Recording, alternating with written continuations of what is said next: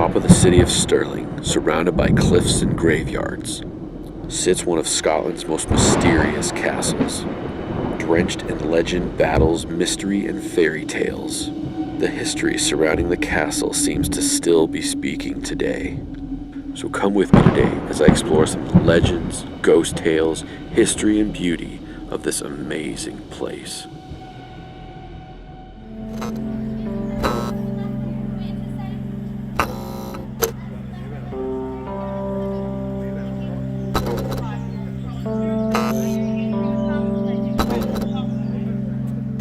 Today, we're exploring a place with special significance to me.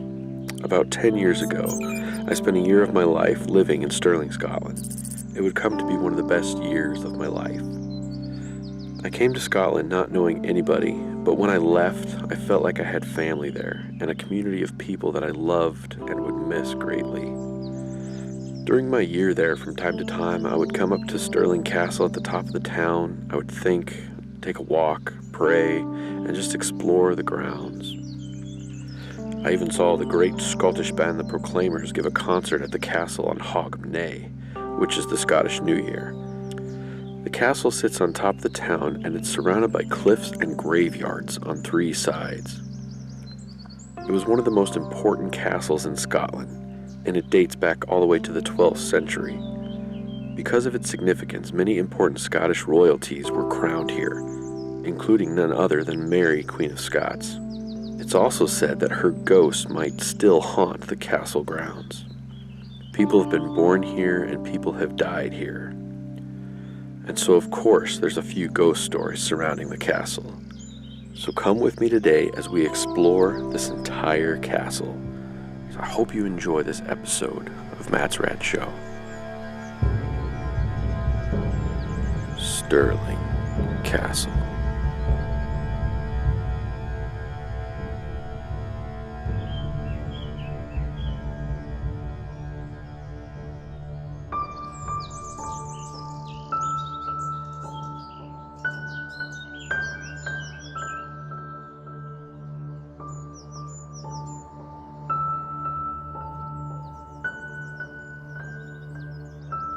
Smile, hon. From time to time, this little map is going to pop up, and it will give you a better sense of where we're located in the castle.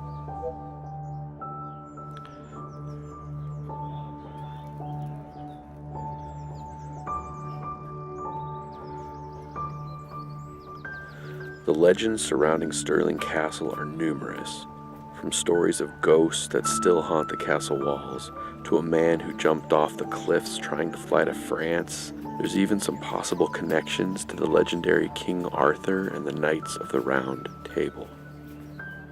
There we are. The castle holds a few secrets too, including some children that have gone missing when they were working as chimney sweeps.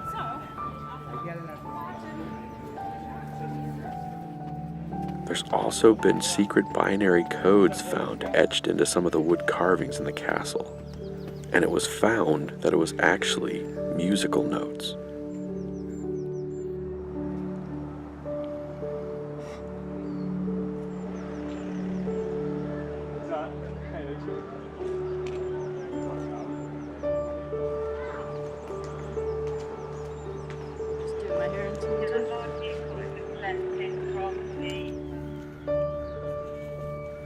That reminds me of St. Augustine right there. There's a mysterious feeling as you walk around the castle. It's almost as if the history comes alive and it's watching you.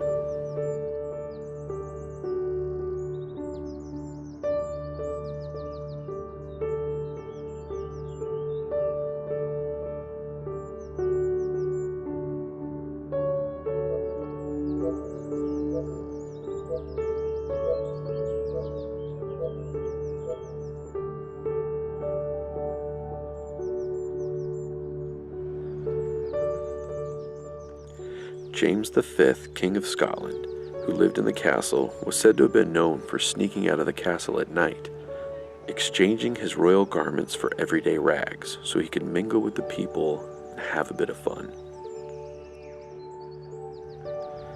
After his death, King James V's daughter would succeed him to the throne. She was only 6 days old when she acceded, but in her lifetime she would come to be known as none other than Mary, Queen of Scots.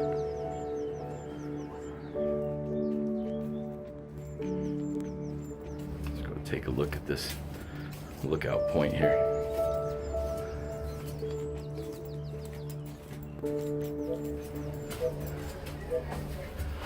Wow, this is amazing. I love these things. This reminds me of I don't know if you guys can hear that, but my voice is very bassy in here. Captures all of my bass. This reminds me of St. Augustine.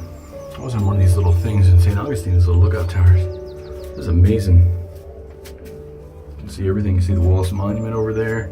You can see the front gate. Kind of a little drawbridge area, ticket booth area. Would have been a very strategic spot to put a rifleman. Or looks like there's some spots where they may have shot off some stuff in here. Someone getting shot in here, maybe. Some writing on the walls.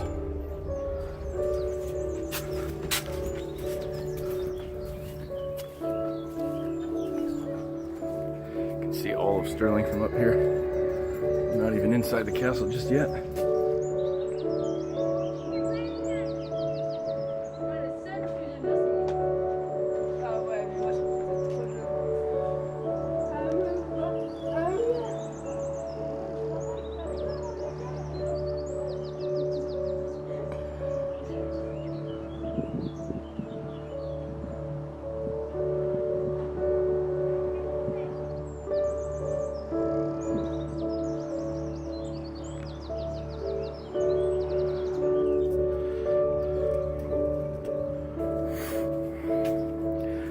Cannons up here for obvious reasons.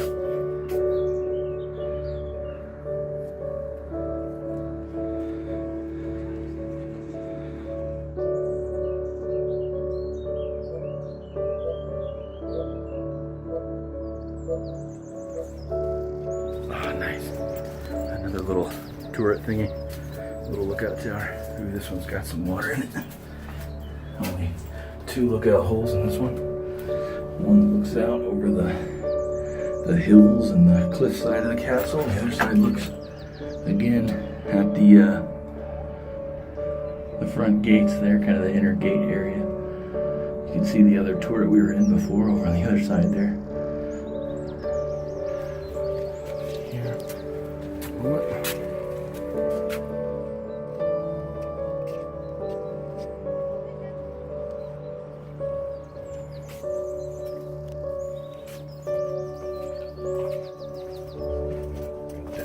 Here. Here.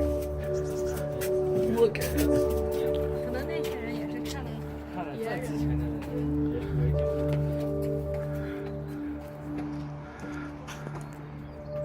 Oh, and there's the graveyard we were in my other video. If you haven't seen that, check out the video I did in that graveyard. Around the castle now. The bodies of at least 9 people have been discovered inside the castle. They were buried in a shallow grave in an old army kitchen. Researchers say that at least 6 of the bodies were males, and that they were all given a Christian burial with their heads to the west, awaiting the resurrection.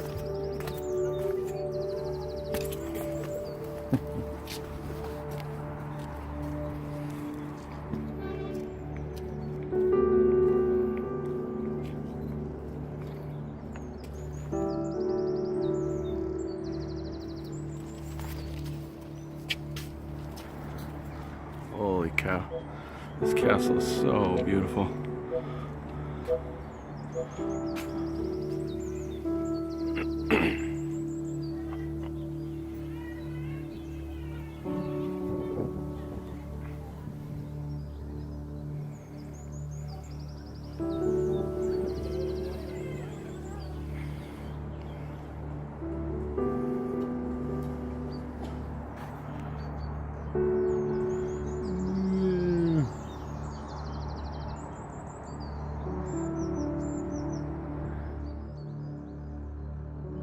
Below the castle hill lies something known as King's Knot, or to the locals as the Cup and Saucer.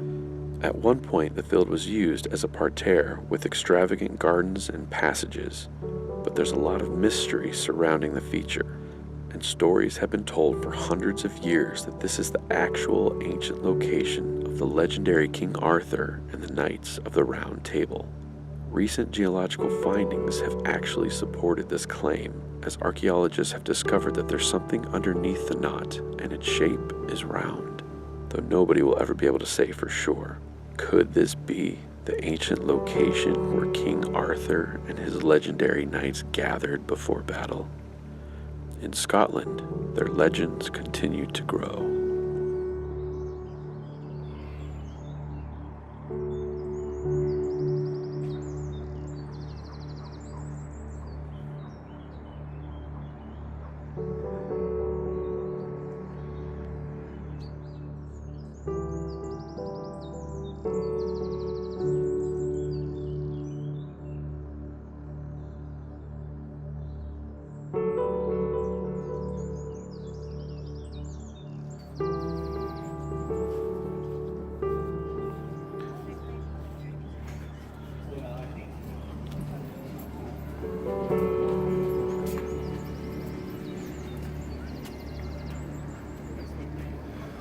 Alright, we're walking into the main big gate into the castle walls here. First thing you notice is this great hall here.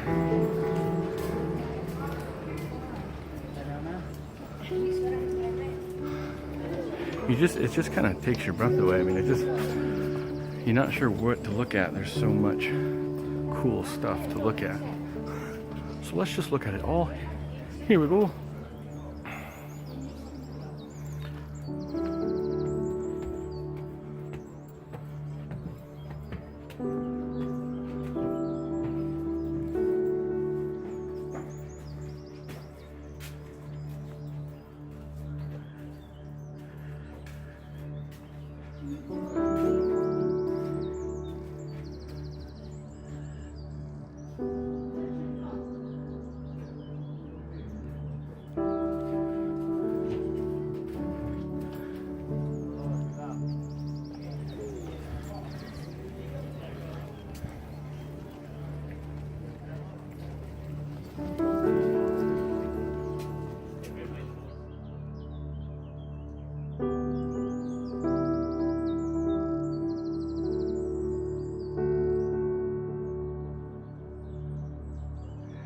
Here's the other side of the castle, and it's surrounded by another graveyard.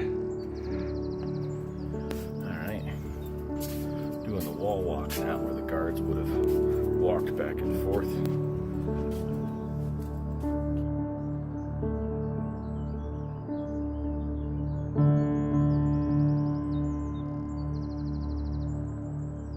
All these little passageways and nooks and crannies in this castle. You could literally spend 2 days here. You probably still wouldn't see the whole thing.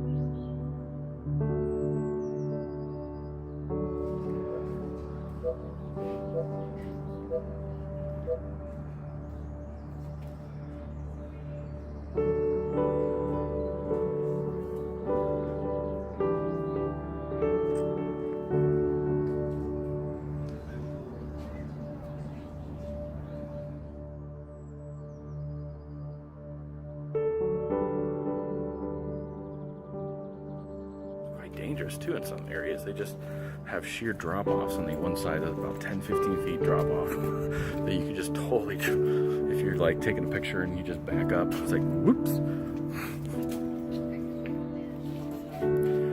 Watch your step.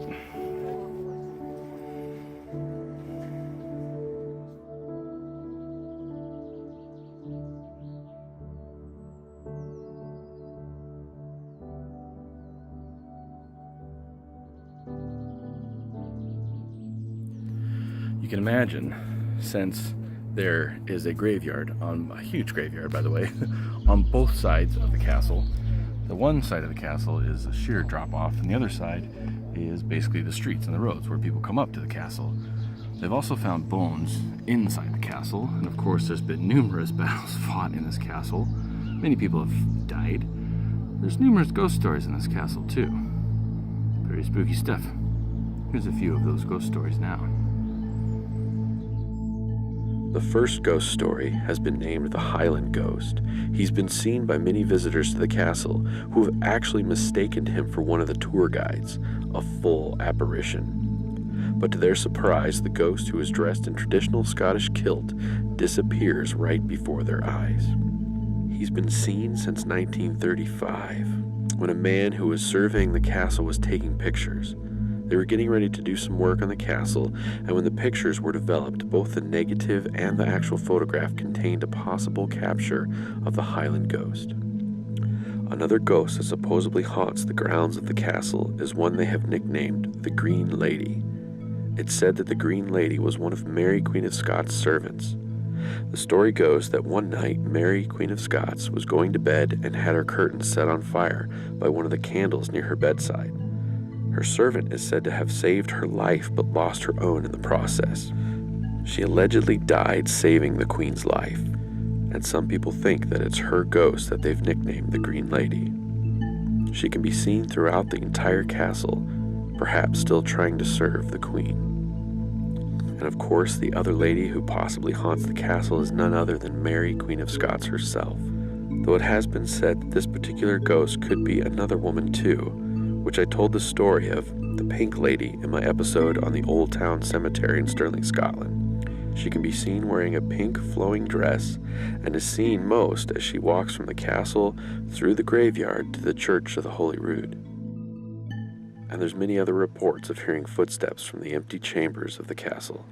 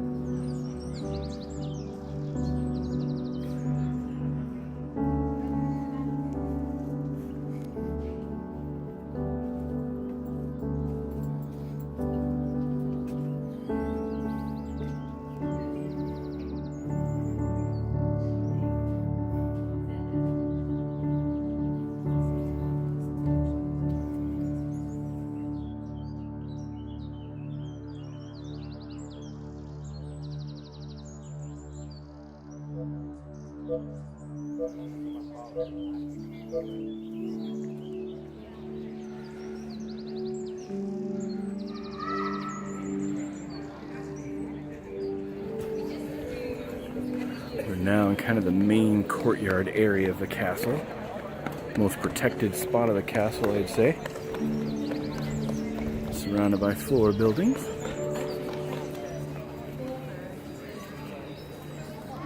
Let's go into this main building here though, this main hall.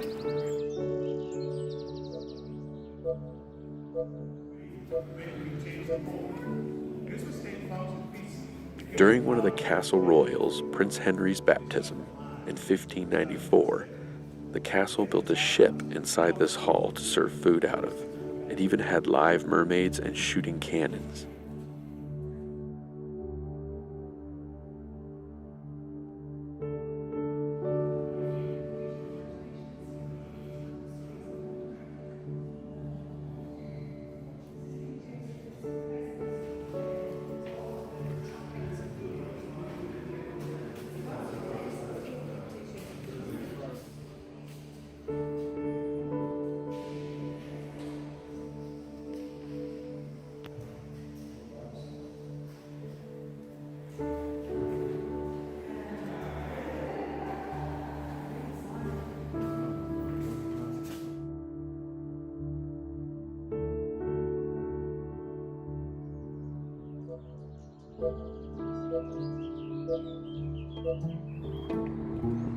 Legend has it that from this area of the castle in 1507, a man named John Damien proclaimed that he could fly from here to France in a homemade suit that looked like a chicken. People watched with excitement as he stood on top of the castle walls from this spot, and with a big jump, he leaped into the air, flapping his wings all the way to the ground below. It's actually amazing that he only sustained a broken thigh bone. He blamed the mishap on the fact that he had to use hen feathers instead of eagle feathers, saying the hen feathers were attracted to the crown as opposed to eagle feathers, which of course are attracted to the sky. The attempt did give him a new nickname though, the Birdman of Stirling Castle.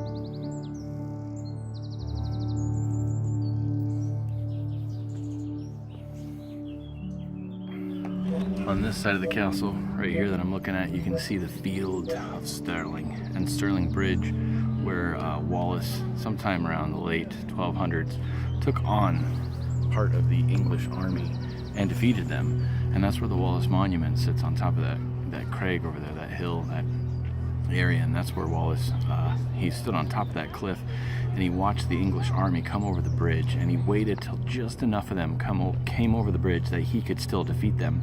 And then they charged down, they had the high ground, and they were charging down that hill right there, and they met the English forces, and they defeated them. They defeated about 5,000 infantry from the English and about 100 of the cavalry. I think those were the guys on horses and stuff, and just defeated them and sent the English army back. And that what he did is in their national anthem, sent Prince Edward's army home again to think again. Is amazing. And of course it's the first battle in the movie Braveheart, but it was very strategic. They don't show the bridge in the movie and how strategic that was, but that's really how he defeated them.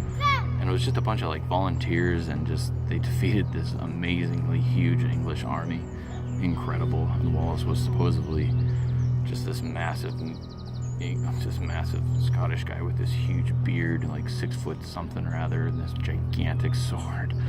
And he defeated the English right there. That's right there where it happened. There's a football pitch, football field down there, soccer field down there, and it's kind of cool. Rugby field down in that area where they fought the battle now. Kind of amazing that all that happened right there. It's incredible.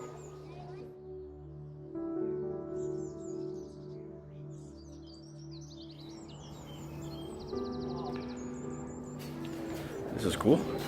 We've got a wee kitchen exhibit here. Shows you how they cooked and made food for the guests of the castle.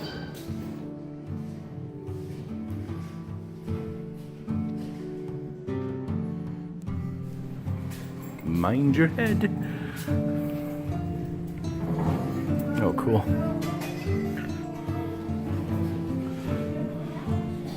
This is really cool, but it's really crowded in here.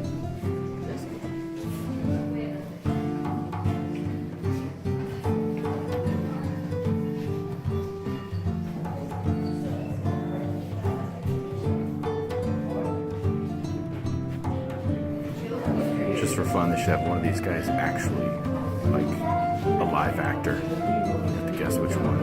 I thought it'd be cool.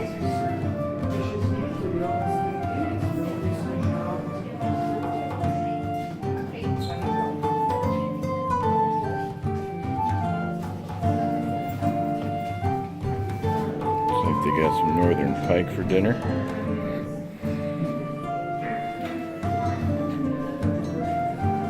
Who wants a pie? Fresh pie just for you. Thank you, sir. I'll have two.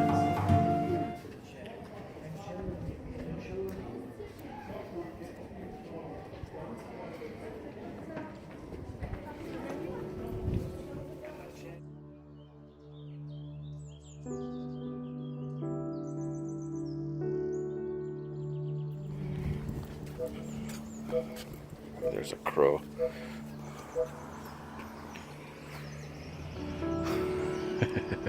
Okay. What's your favorite part of the castle so far? Maybe this part actually. This part's I mean, beautiful. it's all pretty beautiful, but definitely the edge. Yeah. And the stairs and walkways along the edges and looking out. That's probably the best. But also the oldest part of the castle over here. Yeah. The original entrance is pretty cool. Yeah. It's all That cool. part's really cool. Picked a nice day. A lot of pretty colors today. Yep. Daredevil. Yeah, these things are scary. Like, because that's just like a 6-7 foot drop right there. Into concrete. And like, how many tourists are like filming? And there's so much beauty around you that you're like, you know, you're standing right here and you're filming this and you don't really, you forget that there's nothing behind you and you just step back and how many people have like Died at the castle. died from that? We'll look after we leave. I don't know anything about it. I hope nobody. I hope nobody. Maybe this is the area for all of the tourists that have accidentally fallen off the wall walk edge.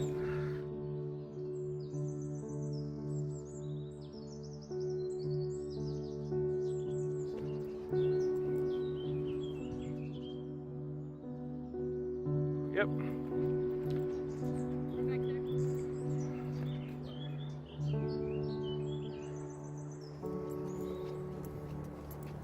It's quite steep.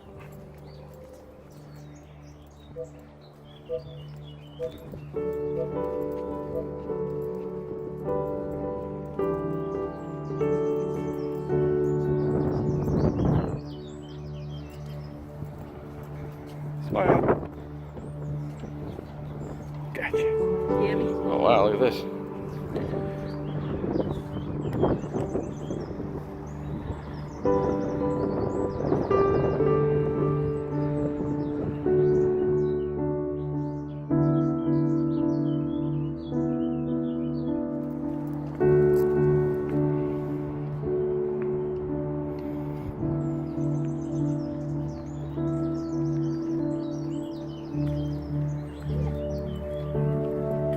Oh no. Oh no.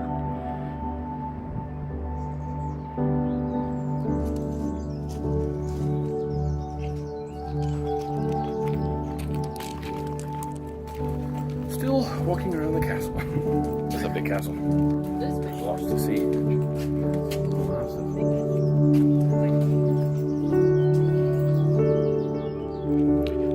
Heading up one of the oldest entrances into the castle now. For tradesmen, I think they said.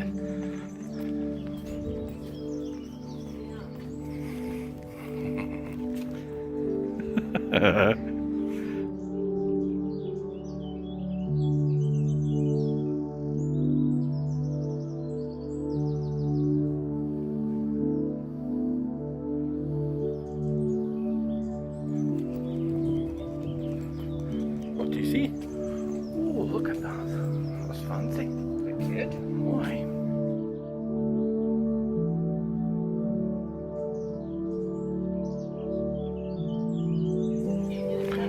No? It's back there.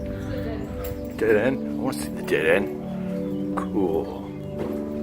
Dead ends are neat. Check it out. It's a castle trash can. It's the only one they have.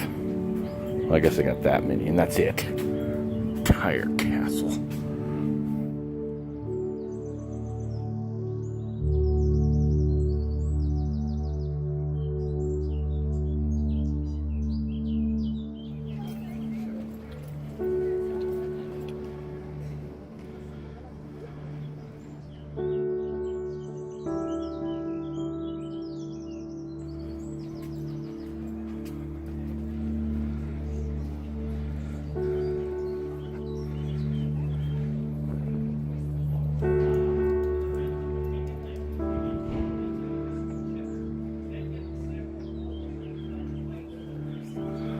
Yeah, that would be ideal.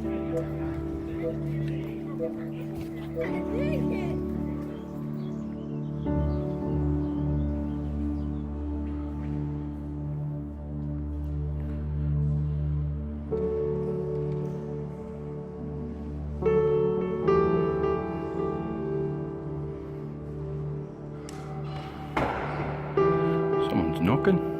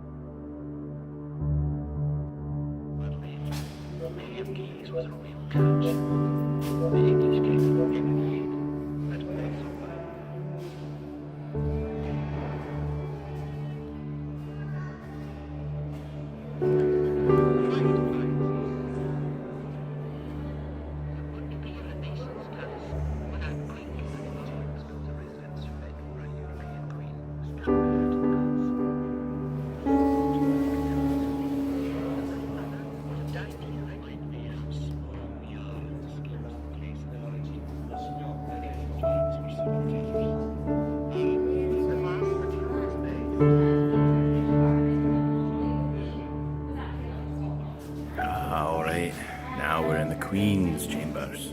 This is the Queen's room. The tapestry of the unicorn tells the story of the unicorn being hunted.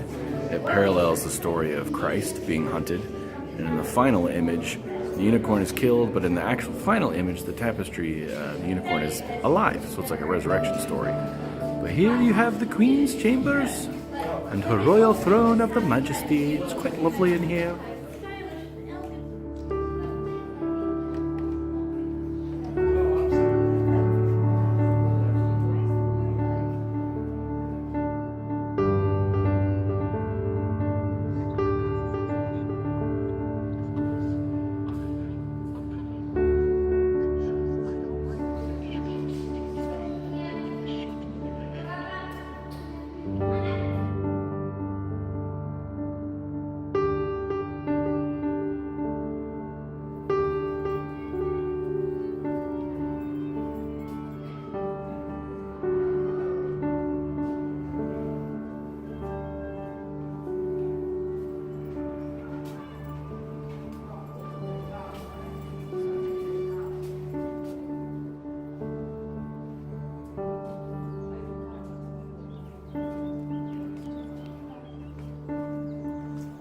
Ashley's going up the wee stairs there, so I can take her wee picture in the wee castle. It's not really a wee castle, is it? It's quite big.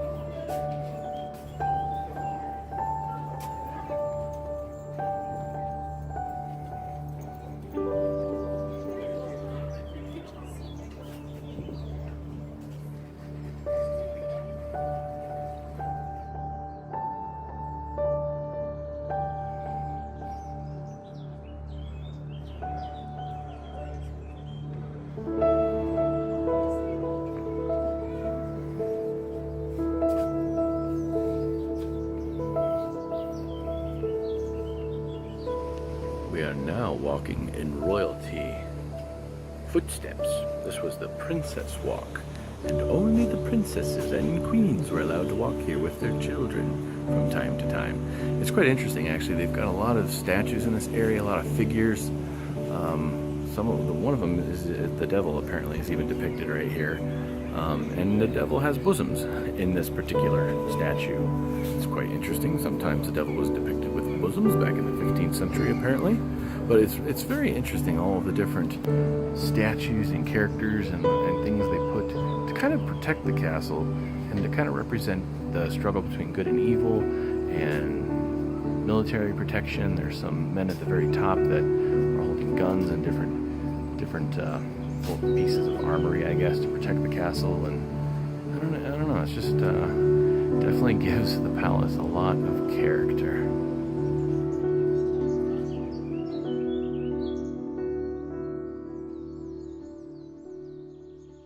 Well, we're getting ready to head out of Stirling Castle. We spent like 6 hours here today, or more. Probably still more to see. So thanks for watching this episode, guys, of Matt's Red Show. I appreciate you watching. Stay tuned check out some of my other Scotland videos. I've done all kinds of Scotland videos, some other castle videos as well.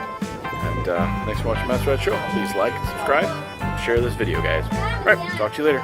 Okay, bye. Here we go out the castle wall.